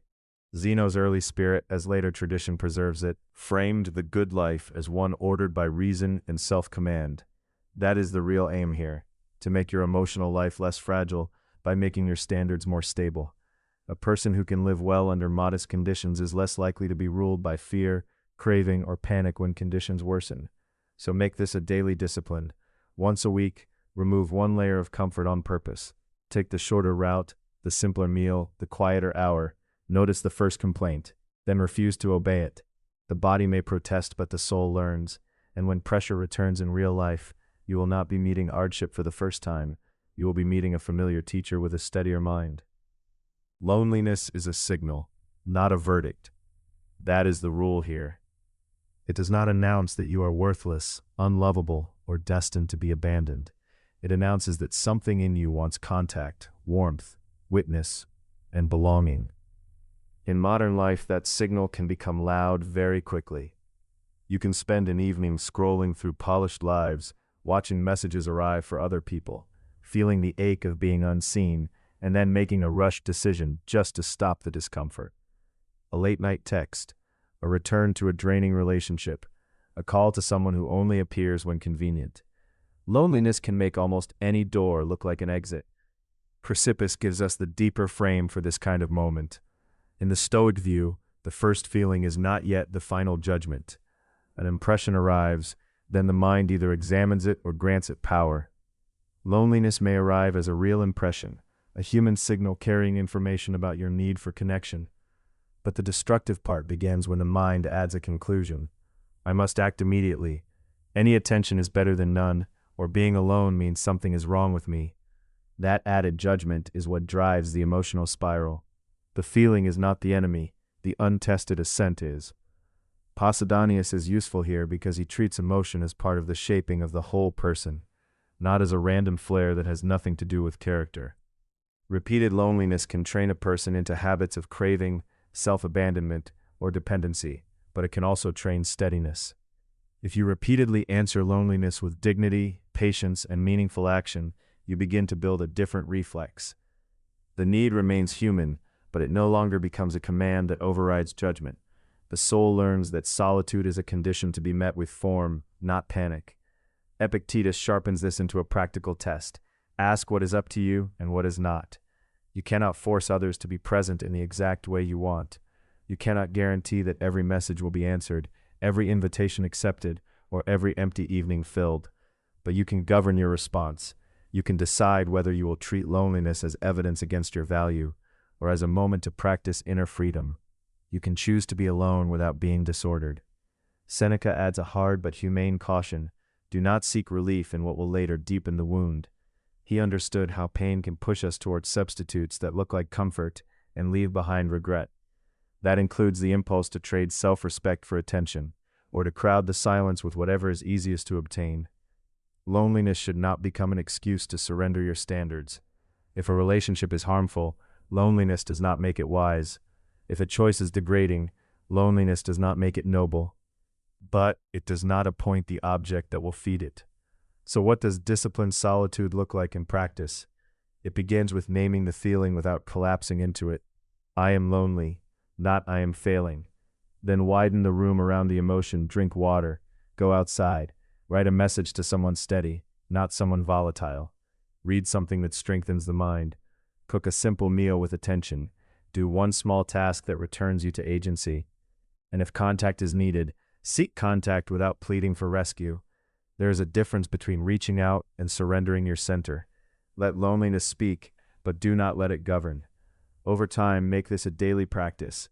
Build a quiet ritual for the hours when nobody is looking. A walk, a journal, a book, a prayer, a review of the day. Train yourself to sit in an empty room without becoming empty inside. The Stoics never treated self-command as emotional numbness. They treated it as the ability to remain loyal to reason, duty, and human dignity, even when the heart is asking for something more. In that sense, a single lamp in a quiet room is enough, not because you need no one, but because you are learning not to abandon yourself while you wait for the right company. Respect the power of habit. In modern life, emotion rarely arrives as a single clean event. It comes in the middle of notifications, deadlines, traffic, family tension, and the silent pressure of trying to look composed while everything inside you moves fast. One sharp message can trigger the same reaction you had yesterday. One look, one delay, one unexpected bill can pull the mind toward the same familiar spiral. This is why emotional mastery cannot depend on inspiration alone. It has to be trained into the body and the mind until the right response becomes easier to reach than the old one. Chrysippus is the right guide here because his Stoic work, known to us through fragments and later reports, treated emotion as something shaped by judgment and repeated assent. A feeling does not stay small simply because we wish it to. When the same interpretation is approved again and again, it hardens into a pattern. The Stoics did not teach that humans are machines. They taught that our repeated judgments carve channels in the soul. The mind begins to travel where it has already traveled many times before. Posidonius helps deepen that point. In the Stoic tradition preserved through fragmentary testimony, emotion is not just a passing weather system. It is linked to the formation of character, the habits of the whole person, and the way repeated responses educate us over time. This is why one calm reaction matters, but 1,000 calm reactions matter more. Habit does not merely support virtue, it quietly becomes the shape of the person. Epictetus makes the practice concrete. He keeps bringing the question back to what is up to us, our judgment, our choice, our assent. If the first impulse rises, that is not yet defeat. The decisive moment is whether you grant it authority. So build a small ritual for pressure. Pause, name what is happening, and choose the next action on purpose. Pause before you answer the text. Name the emotion without embellishing it. Choose the response that serves your character rather than your reflex. This is not suppression, it is governance. Seneca adds the practical warning: whatever is left unchecked today becomes easier to repeat tomorrow. Anger grows more accessible when it is fed. Fear grows more believable when it is obeyed. Even the desire for approval becomes stronger when every room is entered as an audition. The point is not to shame yourself for having these impulses. The point is to see that every repeated reaction is training. You are always rehearsing some version of yourself. Zeno, the founder of Stoicism, is often remembered in fragments and later reports as tying the good life to reason, virtue, and self-command. That matters here because habit is not only about efficiency, it is about direction. The goal is not to become numb or mechanical. The goal is to become consistent enough that your feelings are ordered by judgment rather than allowed to govern your life by accident. The caution is important. Do not turn this into rigid self-policing. Habit can be used to build steadiness, but it can also become another source of guilt if you treat every lapse as evidence of failure. A bad reaction is data, not destiny. Notice it, correct it, and return to the practice. The Stoic aim is not perfect emotional control in every moment, it is reliable recovery. So make the training small and daily. Use the same 3 steps every time pressure rises. Breathe, name, choose. Breathe long enough to interrupt the immediate surge. Name the emotion honestly. Choose one action that matches the person you want to become. Rehearse this when the stakes are low, because the low-stakes moment is where the high-stakes response is built. Over time, the path becomes clearer. What once felt like effort begins to feel like character. In a modern life of alerts, comparisons, and constant private negotiation, emotion can start to feel like the only reliable compass.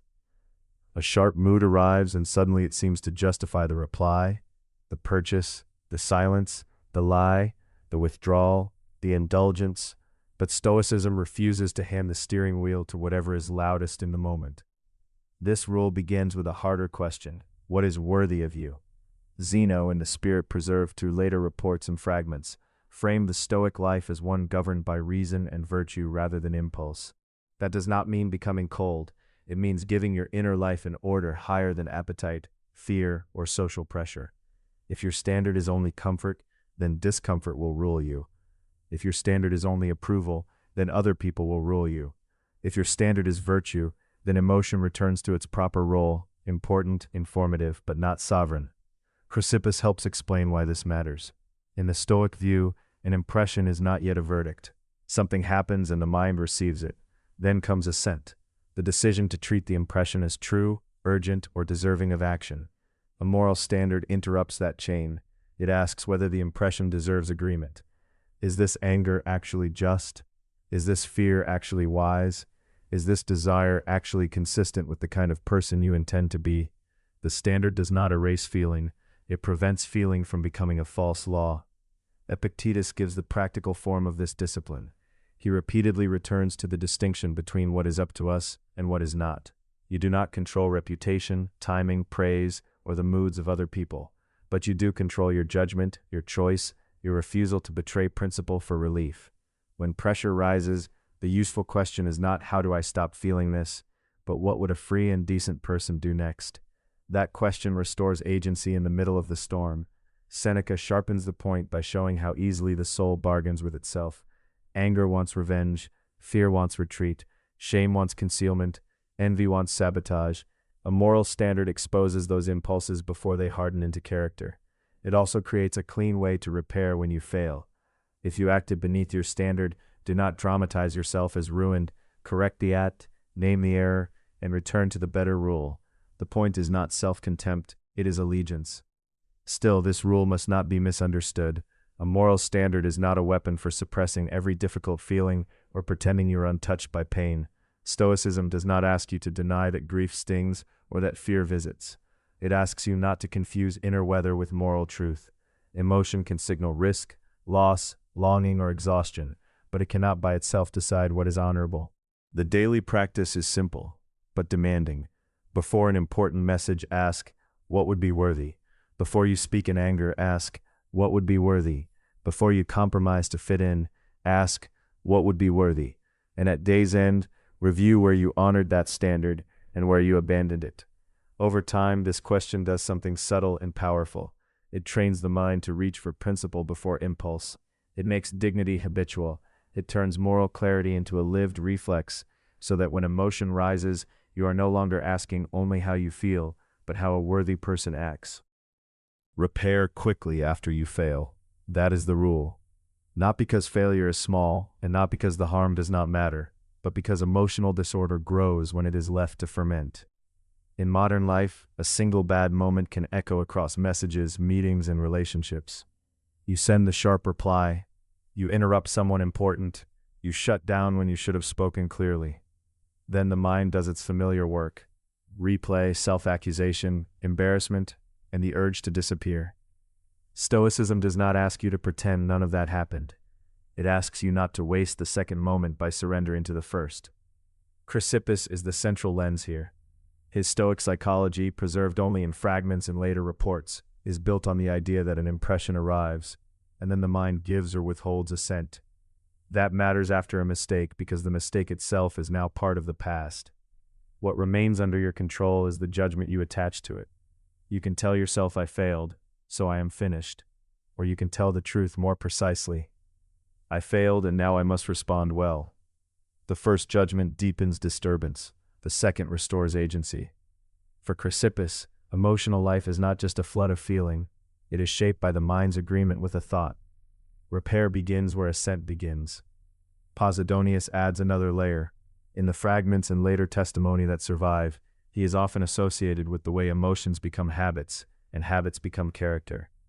A single outburst is not the whole story, but repeated avoidance of repair can become a pattern of pride, delay, and self-deception. If you always need to look flawless, you will protect your image at the expense of your conduct. If you can own an error quickly, you teach the soul that dignity is not the same thing as perfection. Character is formed not only by what you feel in the moment, but by what you do after the feeling has already misled you.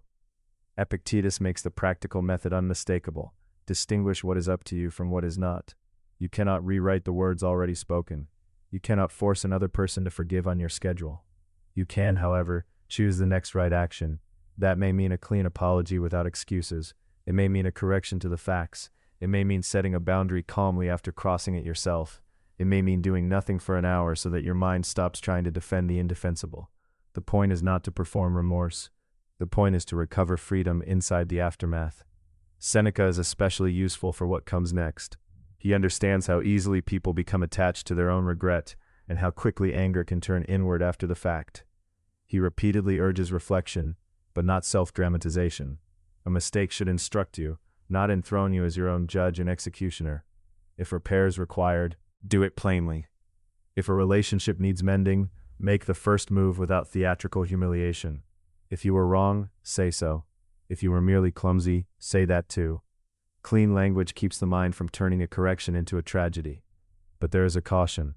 Repair is not the same as excusing yourself. Stoic self-command is not moral anesthesia. You do not minimize harm just to feel better. You face what happened clearly, take responsibility proportionate to the act, and then stop feeding the mistake with endless inward punishment.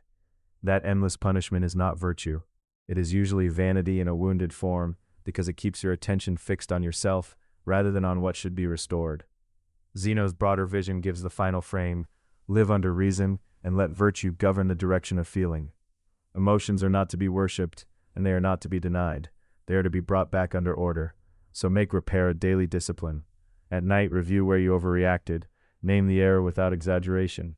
Decide the corrective action for tomorrow. If needed, send the message, make the apology, or return to the conversation. Then close the case. The disciplined person does not demand a spotless past. He builds a trustworthy present. At the end of the day, do not disappear into distraction. Sit down and review yourself. In a world that keeps pulling attention outward, this is a quiet act of resistance. The day will have filled you with reactions: a sharp email, a look from a colleague, a delay in traffic, a moment of embarrassment, a burst of pride, a sentence you wish you had taken back. If you never stop to examine those moments, they do not vanish. They harden into habit. The mind begins to repeat what it was never taught to question. This is where the Stoic court of review matters. Chrysippus is the best guide here, because his whole approach to emotion begins with judgment and assent.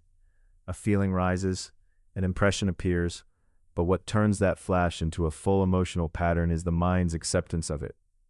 The review at night gives you a chance to trace that process backward, not to shame yourself, but to see clearly. What impression entered first?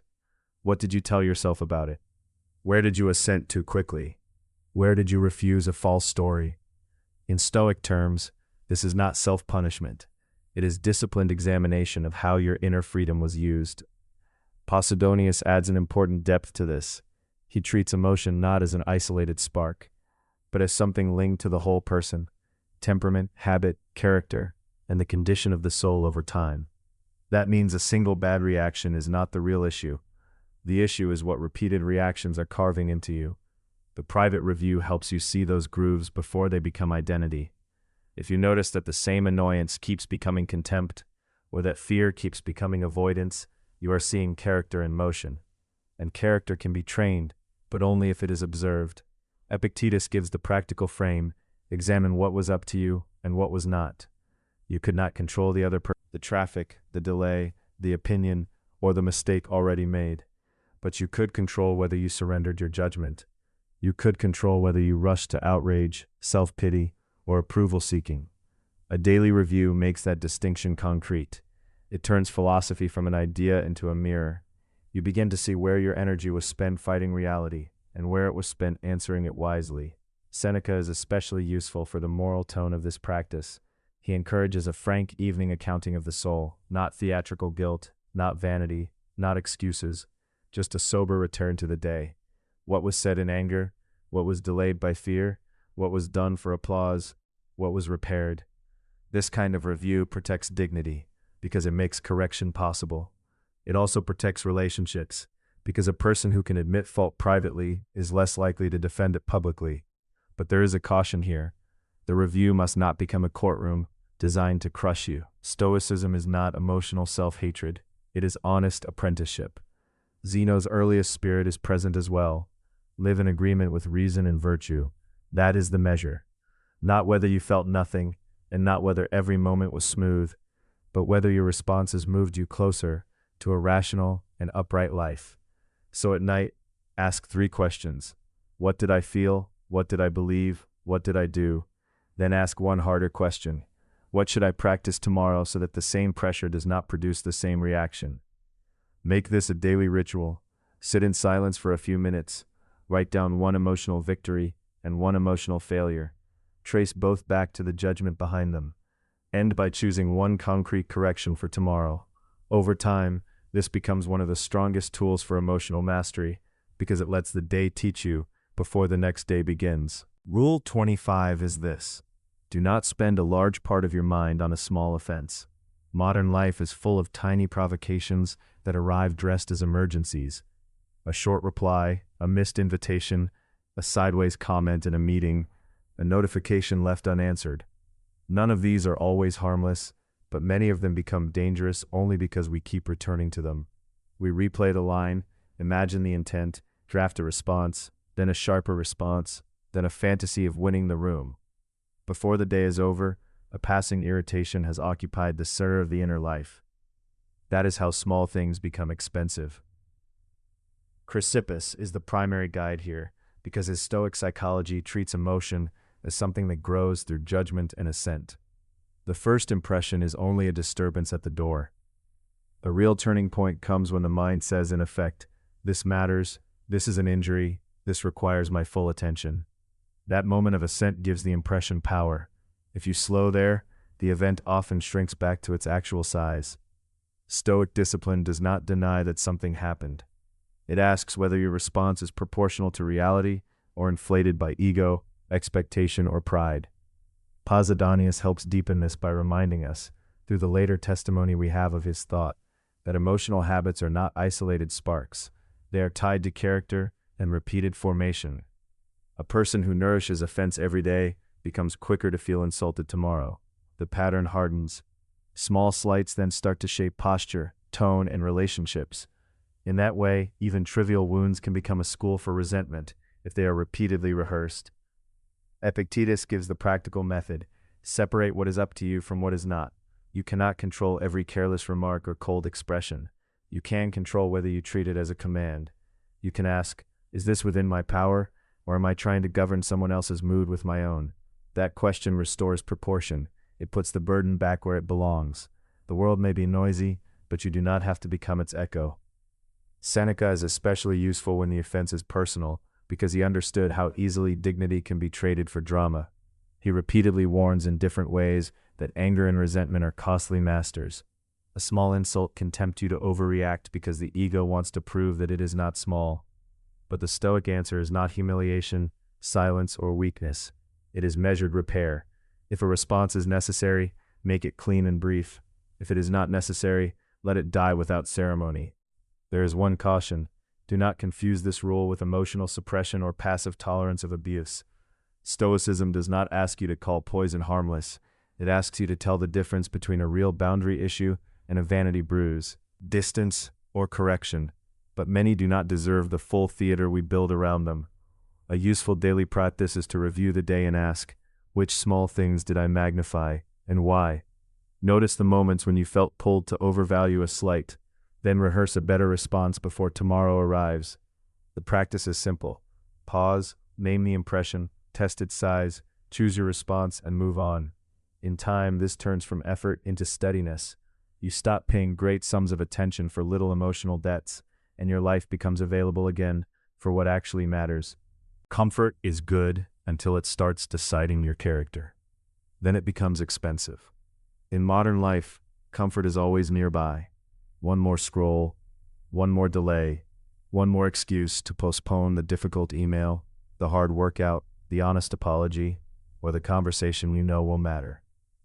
The pressure is not only physical ease, it is the constant invitation to protect the self from strain, embarrassment, and inconvenience. But Stoicism does not treat comfort as the ruler of the day. It treats comfort as something useful when it is available and secondary when duty calls. Chrysippus is the primary lens here, because this rule begins in judgment.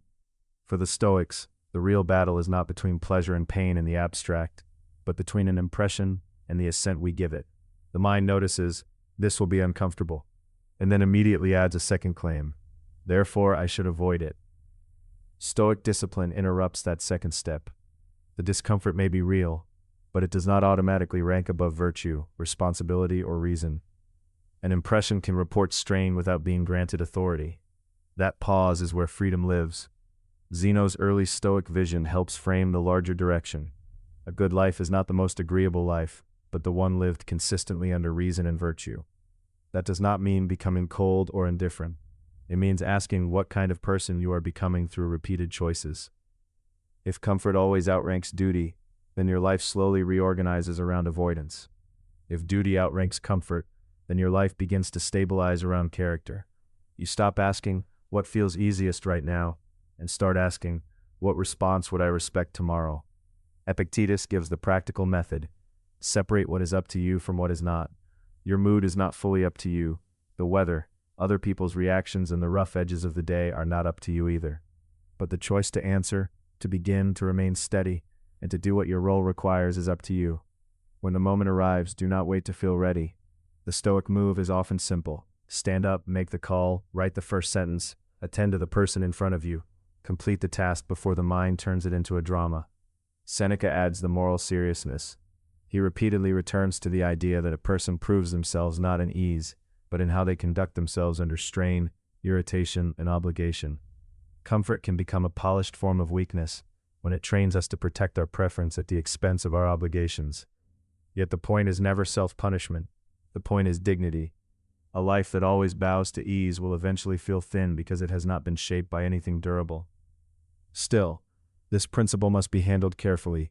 Stoicism is not a command to ignore exhaustion or force yourself through every hardship as if pain were automatically noble.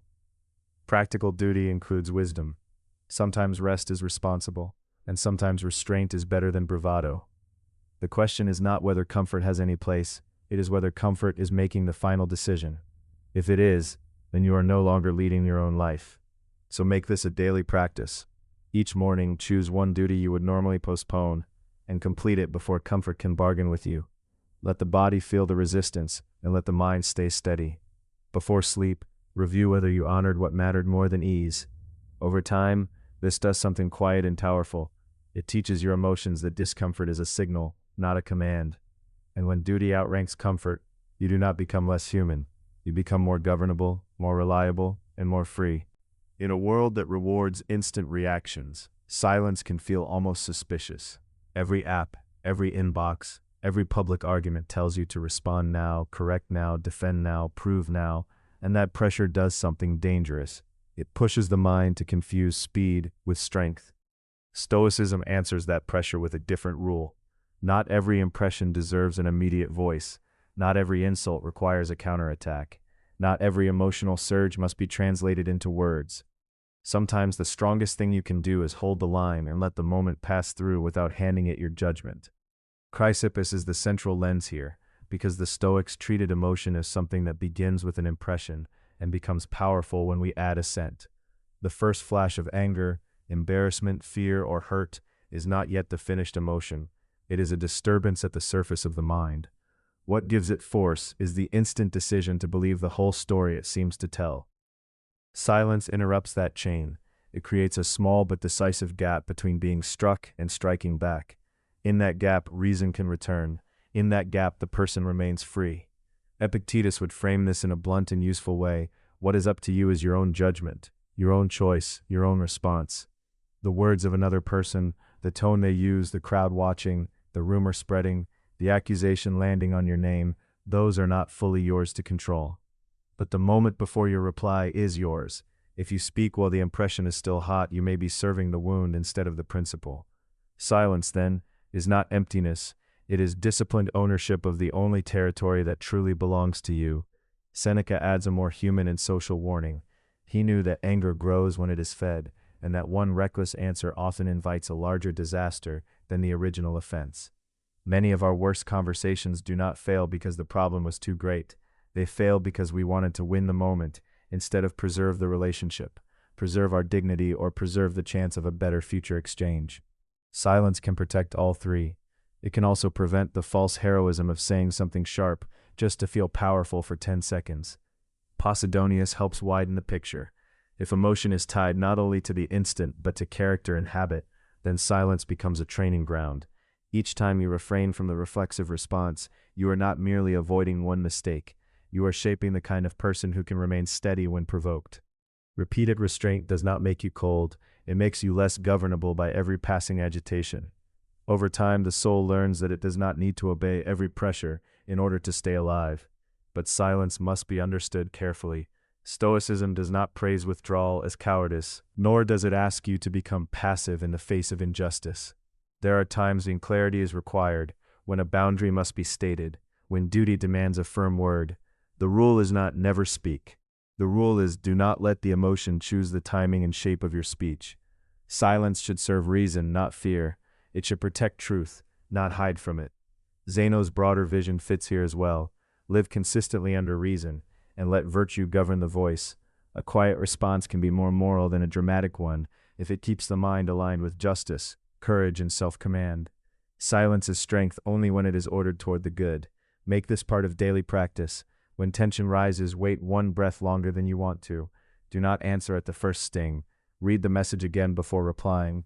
Let the heat fall from the body before you let the tongue move. Ask yourself, will this sentence improve the situation or only satisfy the mood?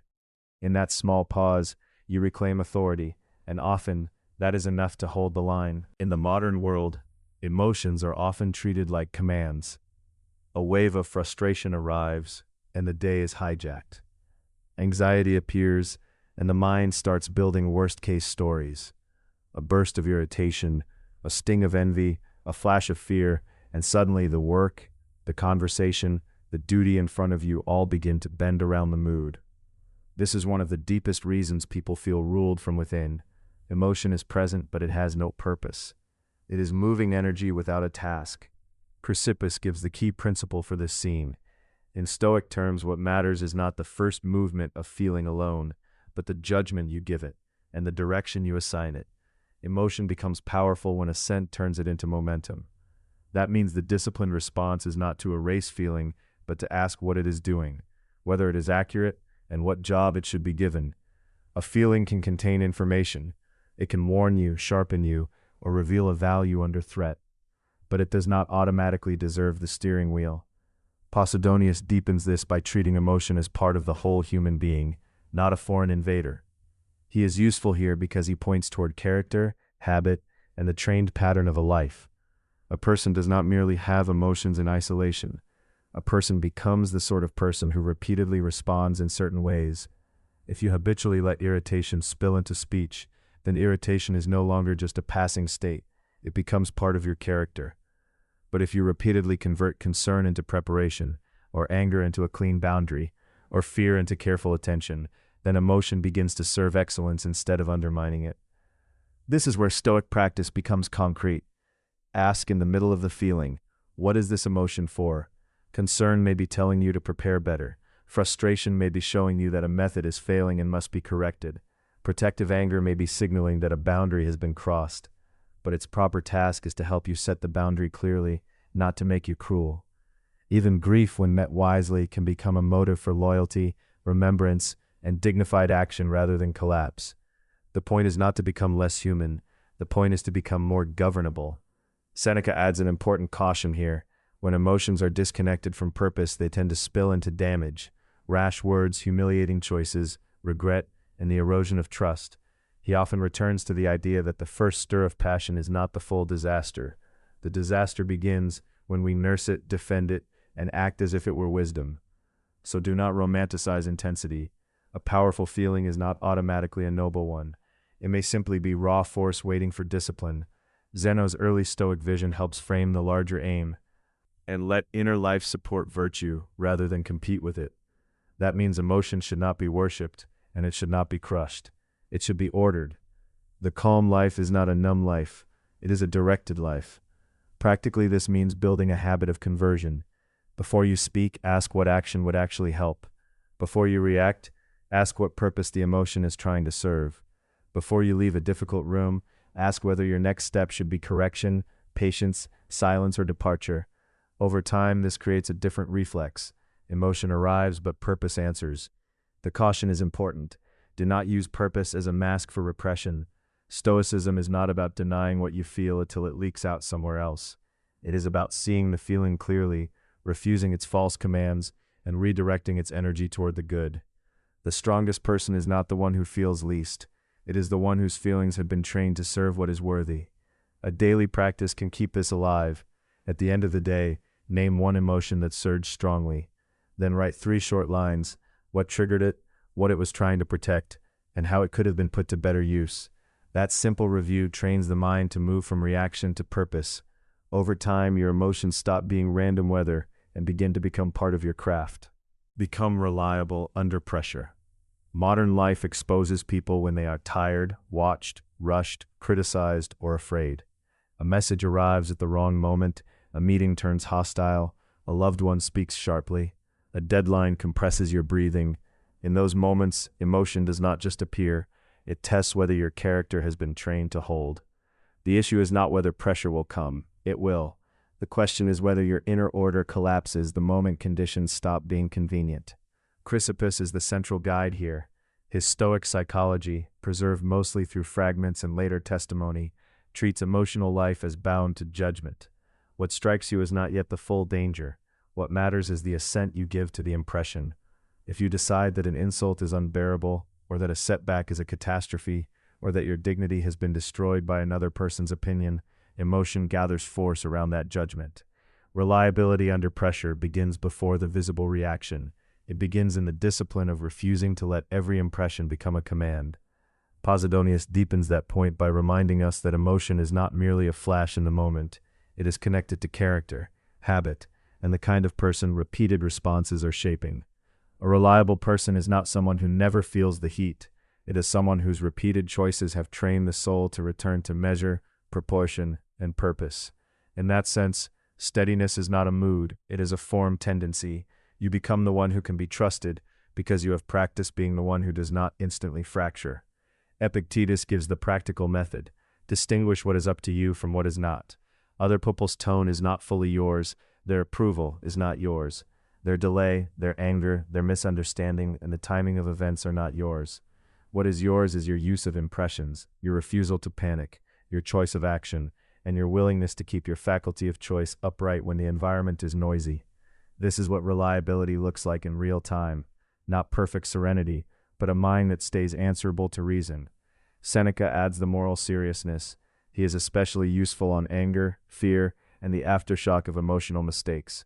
he repeatedly returns to the fact that a person who wants to live well must learn to slow the first surge, examine it, and recover quickly if he has already slipped. Reliability does not mean never being shaken. It means not allowing a shaken moment to become your identity, your policy, or your excuse. You can correct course without theatrics. You can return to yourself without self-dramatization. This matters because emotional unreliability damages trust. People can work with weakness, but they struggle with unpredictability ruled by impulse. Others cannot count on your word. If your boundaries vanish when you feel slighted, then every difficulty becomes a negotiation with your mood. Stoicism does not ask you to become cold. It asks you to become dependable. A good person under pressure remains humane, but also clear. He can feel the blow without becoming the blow. There is one caution here: do not confuse reliability with suppression. The Stoics are not praising the man who buries everything and then leaks it out as bitterness later. They are training the person who sees emotion honestly, interprets it wisely, and acts from principle rather than panic. Reliability is not emotional numbness, it is emotional governance. So practice this daily. Choose one pressure point where you will remain steady no matter what. A harsh email, a family conflict, a financial worry, a public correction, a moment of waiting. Before it arrives, decide what virtue will look like there. When it comes, pause. Name the impression. Separate fact from fear. Then act in line with the person you intend to be. If you repeat that process, pressure stops being the thing that defines you. It becomes the place where your training is revealed. That is the Citadel image at the heart of this chapter. The storm moves through, but the trained self remains standing. Choose the life you can govern. In the modern world, emotion is constantly being recruited against you. A notification arrives, and your attention snaps. A message feels cold, and your mind begins writing a story. A delay becomes disrespect. A stranger's opinion becomes a verdict. If you live by every surge of feeling, you do not really live from the center of yourself. You get pulled from one reaction to the next. That is exhausting. It also leaves your character in the hands of whatever happens to you first. Chrysippus offers the deepest structure for this final rule. He treated emotion not as a random storm, but as something that grows when an impression is accepted as true and important. The mind receives an appearance, then gives assent, and then the feeling gathers force. That order matters. It means the first disturbance is not yet your final answer. There is a small but decisive interval in which freedom still exists. If you can govern that interval, you can govern much of your life. If you lose it, emotion begins to write your decisions before reason has even entered the room. Posidonius adds another crucial layer. These responses do not stay isolated. Repeated reactions become habit, and habit becomes character.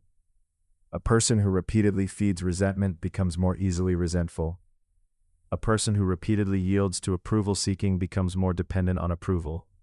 A person who repeatedly chooses what is steady, just, and measured begins to become steady, just, and measured.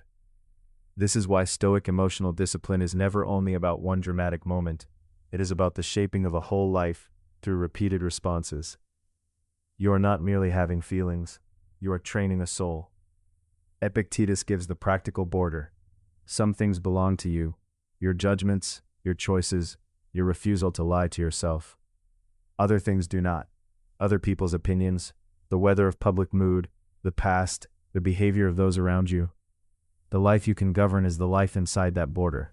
That does not mean becoming indifferent to your relationships or duties. It means refusing to hand your inner authority to things outside your control. When the world presses hard, your task is not to feel nothing. Your task is to remain answerable to reason. Seneca reminds us why this matters in ordinary human terms. Unchecked anger damages judgment and relationships. Fear narrows action until life becomes smaller than it should be. Grief needs dignity, not collapse. Approval-seeking makes a person perform instead of live. Yet Seneca also shows that failure is not the end of the road. When you lose yourself for a moment, return quickly. Repair the damage. Recover your measure. Self-command is not a fantasy of never stumbling. It is the discipline of returning without theatrical self-hatred. In the fragments and later reports that preserve his influence, stands behind the entire project with a simple idea. Live consistently under reason and virtue. Do not worship feelings. Do not deny them. Order them. Let them serve the kind of person you are trying to become. The caution is important. Stoic mastery is not emotional suppression, and it is not a promise that you will always feel calm. It is also not an excuse to become cold, detached, or performative. Some emotions signal real injury, real duty, or real love. The point is not to silence the heart. The point is to keep the heart from becoming a tyrant over the mind. If you skip that distinction, you will mistake numbness for strength. Stoicism does not ask you to be less human. It asks you to be more governable by what is best in you. So make this a daily practice. When a strong feeling rises, pause and name the impression before you obey it. Ask what is actually under your control. Ask what judgment you are about to endorse. At night, review one reaction you handled well and one you did not. If you failed, repair it. If you succeeded, repeat it tomorrow. This is how self-command is built, not in one dramatic victory, but in many quiet refusals to be ruled. Today, pick one reaction you will no longer surrender to.